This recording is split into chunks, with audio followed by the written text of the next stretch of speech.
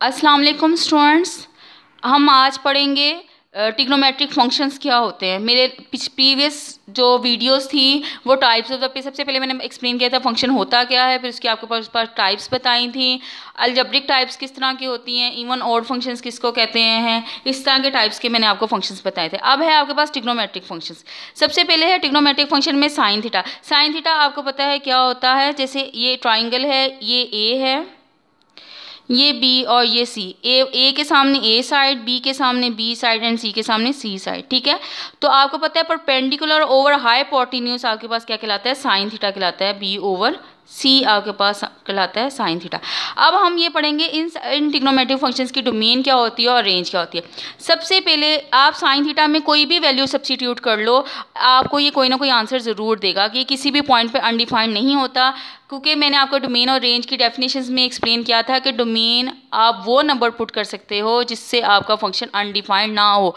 Domain में वो number कभी भी नहीं पुट होता जिससे आपका फंक्शन अनडिफाइंड होता हो, तो इसलिए हम थीटा कुछ भी पुट कर सकते हैं। सेट ऑफ रियल नंबर्स इसकी डोमेन है, यानी कि इसकी डोमेन आपके पास है साइन थीटा की सेट ऑफ रियल नंबर, यानी कि आप कुछ भी इसमें पुट कर सकते हो, ये कोई ना कोई जवाब आपको ज़रूर देगा। लेकिन जो इसकी रेंज होती है, रेंज ये इसकी जो रेंज होती है वो होती है इसको अगर लेट वाई कर लो तो वाई की जो रेंज होगी वो -1 से 1 तक होगा। आप कोई भी वैल्यू इसमें सब्स्टिट्यूट करो, बड़ी से बड़ी वैल्यू आप फॉर एग्जांपल 360 पुट कर लो, आप 780 पुट कर लो, उसका जो भी जवाब ये साइन थीटा आपको देगा वो -1 और 1 के दरमियान ही देगा। 1 से बड़ा कभी भी नहीं देगा और -1 से छोटा कभी भी आंसर नहीं देगा। 1 कब देता है, जब ये 90 डिग्री पर होता है, और -1 कब देता है, जब ये 270 होता है। तो इसलिए ये 1 और -1 के दरमियान ऑसिलेट कर रहा होता है। अगर आप इसका ग्राफ प्लॉट करें तो ये आपके पास है, ये -∞, ये +∞, ये है आपका 0। तो साइन थीटा 0 पे 0 ही होता है। तो अगर आप यहाँ पे लिख लो -1, ये आपके पास आ जाएगा 1। तो ये वाई एक्सिस, तो अगर वाई एक्सिस पे प्लॉटिंग करें तो अगर आप यहाँ पे 1 और ये आपके पास -1 है, तो ये इसके दरमियान ऑसिलेट करेगा। मैक्सिमम ये 1 जाएगा, 0 पे 0 आ जाएगा, और -1 पे मैक्सिमम -1 जाके 1 पर 1। ये इसी तरह अगर आप इसमें ज़्यादा वैल्यूज़ भी इंक्रीज़ करते जाओगे, यानी कि ये थीटा है और ये वाई एक्सिस है, ठीक है, ये थीटा की रेंज है जो आप वैल्यू सब्स्टिट्यूट कर रहे हो। आप इसको साइन थीटा भी लिख सकते थे, साइन ऑफ एक्स भी लिख सकते थे। साइन ऑफ एक्स लिखते तो यहाँ पे थीटा की बजाय आप क्या लिखना था, एक्स लिखना था।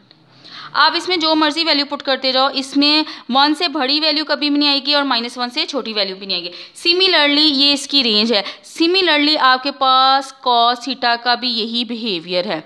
कॉस थीटा का भी बिहेवियर यही है, यानी कि उसकी डोमेन भी आप जो मर्जी वैल्यू सब्स्टिट्यूट कर लो, आपको कोई ना कोई वो आंसर ज़रूर देगा। लेकिन रेंज भी उसकी -1 और 1 के दरमियान होती है, यानी कि वो 1 से बड़ी कभी कोई वैल्यू नहीं देता और -1 से छोटी भी नहीं देता। इसलिए कॉस थीटा की डोमेन भी यही है और रेंज भी यही है। उसके बाद आपके पास आ जाता है टैन थीटा। टैन थीटा आपके पास क्या होता है, sine theta over cos theta.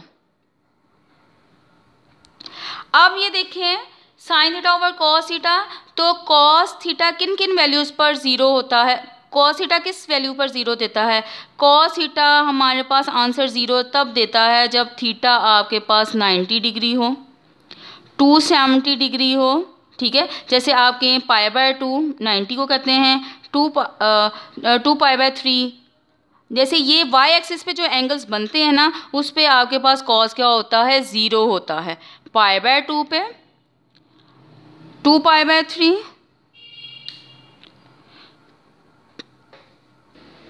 Sorry ये 3π/2, 3π/2, यहाँ 3π/2, ठीक है।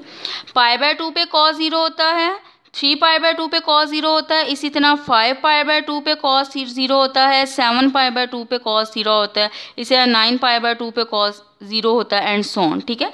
यानी कि cos 0 कब होता है, π/2 पे, 3π/2 पे, यानी ऑड मल्टीपल ऑफ π/2।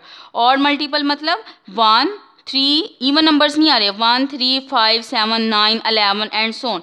इसलिए कॉस थीटा आपके पास कब कब 0 होता है, जब आप 2n+1 π/2 करेंगे, यानी कि ऑड मल्टीपल ऑफ π/2 है। 2 देखें, 2 किसी के भी नंबर के साथ मल्टीप्लाई हो जाएगा तो वो इवन आ जाएगा, इवन आएगा। इवन में अगर आप कोई एक नंबर ऐड कर दें तो वो नंबर क्या बन जाता है, ऑड बन जाता है। इसलिए 2n इवन नंबर है, आपने उसको 1 में 1 ऐड कर लिया तो ये ऑड मल्टीपल ऑफ π/2 बन गई, ठीक है। जैसे फॉर एग्जांपल n आप पहले 0 पुट करोगे तो क्या आ जाएगा π/2, n 1 पुट करोगे तो आपके पास क्या आ जाएगा 3π/2, n 2 पुट करोगे तो आपके पास आंसर क्या आ जाएगा 5π/2।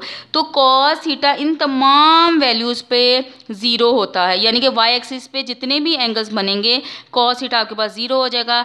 तो डोमेन में अब cos थीटा 0 नीचे ओवर के नीचे 0 हो जाएगा तो tan थीटा आपके पास क्या हो जाएगा, अनडिफाइंड हो जाएगा। इसलिए tan की डोमेन में आप ये वाला इंटरवल निकाल दोगे, एक्सक्लूड कर देंगे। जिस डोमेन में वो हिस्सा शामिल नहीं करते जिससे आपका आंसर अनडिफाइंड होता हो, इसलिए जो tan की डोमेन होगी,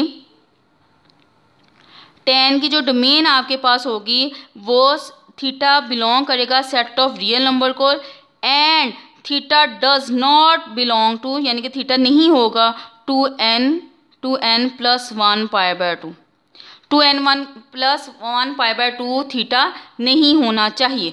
तो ये इसकी डोमेन है कि सेट ऑफ रियल नंबर्स पूरा सेट आ जाएगा, लेकिन उसमें थीटा जो है आपके पास 2n + 1 π/2 नहीं होगा। सिमिलरली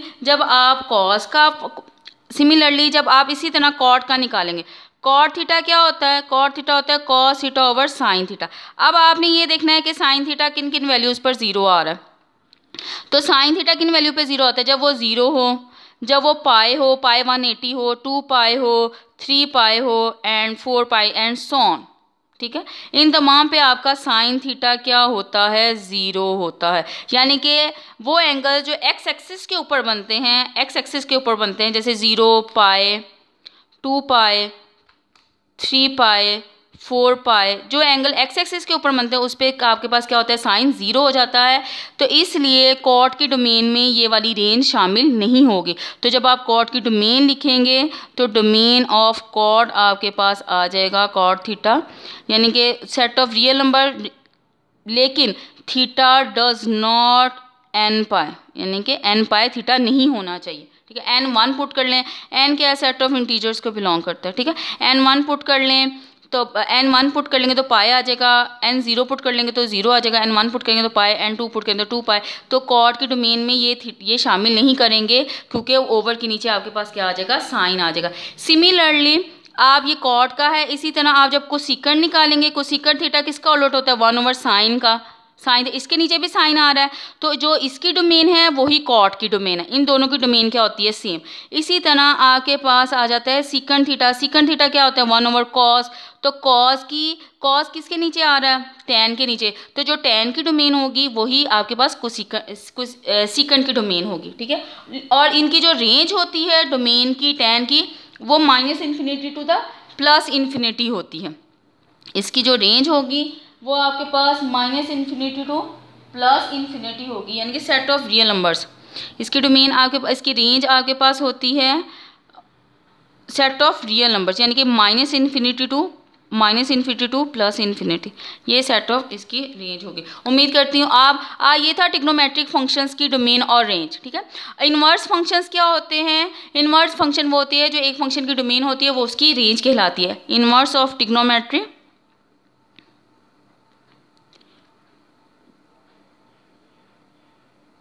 ट्रिग्नोमेट्रिक फंक्शन ये होगा जैसे साइन इनवर्स ऑफ एक्स है, ठीक है। तो साइन इनवर्स ऑफ एक्स में जो साइन की डोमेन है वो इनवर्स में रेंज कहलाती है, और जो रेंज होती है वो इसकी डोमेन कहलाती है, ठीक है। जैसे साइन ऑफ एक्स की डोमेन आपके पास होती है सेट ऑफ रियल नंबर, ठीक है। और रेंज इसकी होती है आपके पास -1 से लेके 1 तक होता है, ठीक है।